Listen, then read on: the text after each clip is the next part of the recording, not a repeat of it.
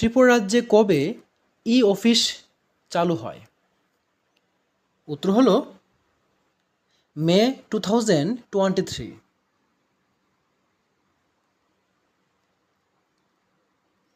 Next question number 2, কোন রাষ্ট্রপতি ত্রিপুরা রাজ্যের ফল হিসাবে কুইন আনারস ঘোষণা করেন? উত্তর হলো রামনাথ কোবিন্দ।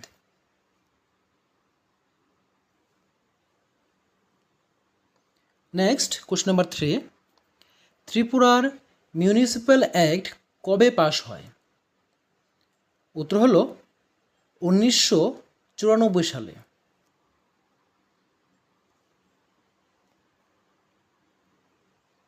কোশ্চেন নাম্বার 4, ত্রিপুরা কবে সি ক্যাটাগরি স্টেট হিসাবে মর্যাদা পায়?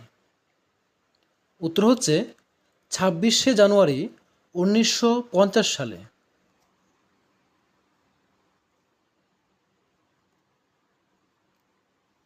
নেক্সট কোশ্চেন নাম্বার 5, TTAADC এর মোট সদস্য সংখ্যা কত?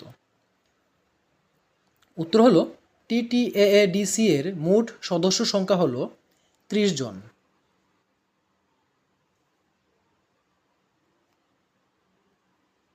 নেক্সট কোশ্চেন নাম্বার 6, TTAADC এর নির্বাচিত 28টি আসনের মধ্যে কতটি আসন নির্ধারিত উপজাতির জন্য সংরক্ষিত?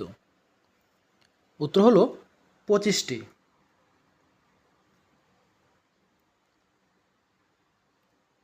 কোশ্চেন নাম্বার 7, ত্রিপুরার কৃতদাস প্রথা কে বিলুপ্ত করেন?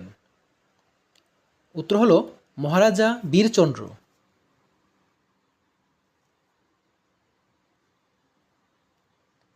কোশ্চেন নাম্বার 8, TTAADC এর মোট সদস্যের মধ্যে কতজন সদস্য প্রাপ্তবয়স্ক ভোটাধিকারের মাধ্যমে নির্বাচিত হন? উত্তর হলো 28 জন।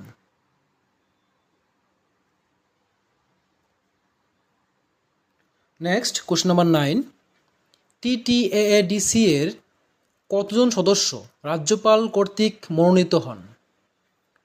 উত্তর হলো 2 জন।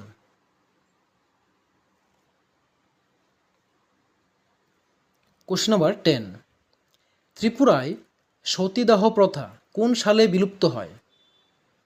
উত্তর হলো 1889 সালে।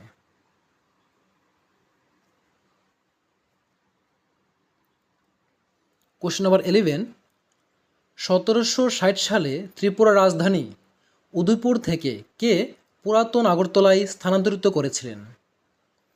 উত্তর হলো Maharaja Krishna Kishore Manikya.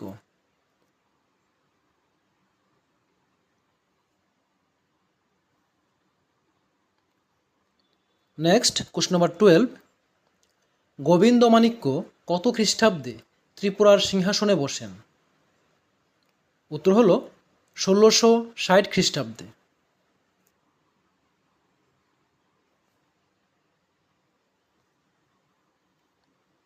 Next question number 13, চতুর্দশ দেবতা মন্দিরটি কত সালে নির্মাণ করা হয়েছে? উত্তর হলো 1761 সালে।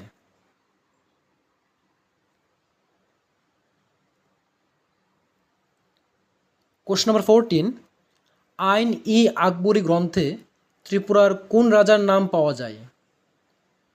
উত্তর হলো মহারাজা বিজয় মাণিক্য।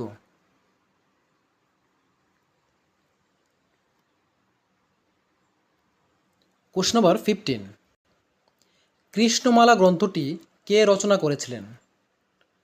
উত্তর হলো পণ্ডিত রামগঙ্গা বিশারদ। এ হলো আজকের ক্লাসের 15টি ইম্পর্টেন্ট কোশ্চেন। আর এরকমই গুরুত্বপূর্ণ ক্লাস পাওয়ার জন্য তোমরা যারা এখনও চ্যানেলটিকে সাবস্ক্রাইব করোনি সাবস্ক্রাইব করে নিও। আর যদি আজকের এই ক্লাসটি ভালো লেগে থাকে অবশ্যই লাইক, কমেন্ট এবং শেয়ার করে দিও। তো আজকের জন্য ক্লাসটি এখানে শেষ করছি।